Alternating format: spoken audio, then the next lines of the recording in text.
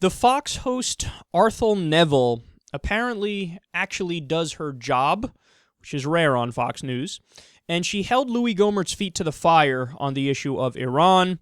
Let's look at their back and forth. Ask you specifically, are you for a deal with Iran? Not when we don't have full information. We should never have pulled the sanctions. They were coming forward with more information, but until they gave us complete access to all their facilities, we should never have pulled the sanctions. Now, there are some sanctions still in place, and but you feel like they're not effective? No. Now, the leaders of Iran are saying, look, we are willing to cut a deal with you, but here's the deal. You have to lift the sanctions immediately. We don't want some sort of 10-year deal. We'll go for a 7-year deal if you get rid of sanctions immediately. Yeah, but originally we were going to require complete dismantling of the nuclear capabilities of this rogue nation. They are a terrorist nation, a sponsor of terrorism, worst in the world.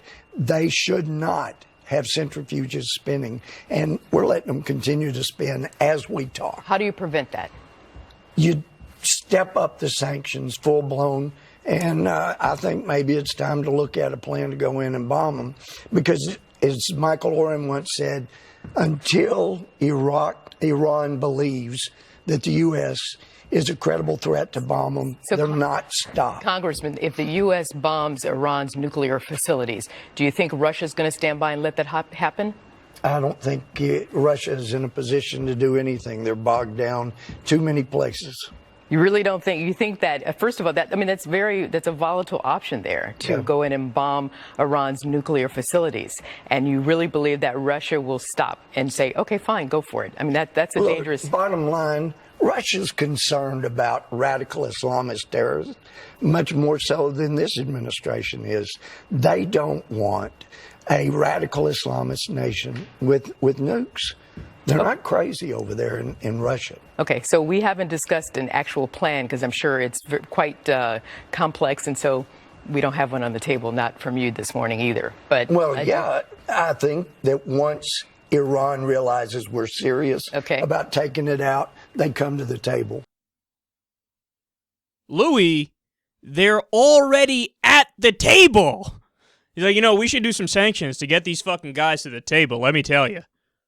That's exactly what happened. Wakey, wakey. I mean, this is what happened throughout all of President Obama's time in office, and then they came to the table. They did the sanctions. They got them to the table. So what's your main point here? What's your main goal? But then he went on to say it. He does this song and dance on the issue of sanctions, and he makes no sense, and he contradicts himself. But you heard it right there. He said, well, what I really want to do is bomb them. And again, this goes to the key issue here, Louie Gohmert's stupidity. He has no idea about the unintended consequences and the blowback of doing said action. Because what would happen? Not only the situation with Russia, as she laid out there so brilliantly, because of course Russia it does have an allegiance essentially with the Shias, but also ISIS! Hello! Louie Gohmert oblivious on this. See, this is the thing, man. Ignorance can be very, very dangerous. We saw this with Marco Rubio. We saw this with some other Republican politicians where they don't know that Iran is Shia and they are fighting ISIS, the Sunni fundamentalists. So they are a natural ally with us alongside defeating ISIS. And also, let's face it, man, does this guy have any respect or concern for innocent people in Iran who are being affected by these sanctions, Iranian civilians? Not at all. He does not give a fuck. And does he acknowledge in any way, shape, or form that the American government overthrew the Iranian government in 1953, and that's what led to the eventual revolution in 1979 and this religious government that came in its place?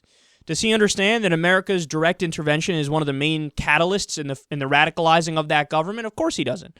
Of course, in his mind, we're pure good, they're pure evil. We can bomb them, and it's cool. But wait, that means that we are doing an offensive war against a nation that's not going to attack us. That's a war crime. That's a war crime. So you're on the record as a so-called Christian, you want to do offensive wars against countries that aren't going to attack us. That's what you want to do. What a pathetic joke this guy is. He's clown of all clowns.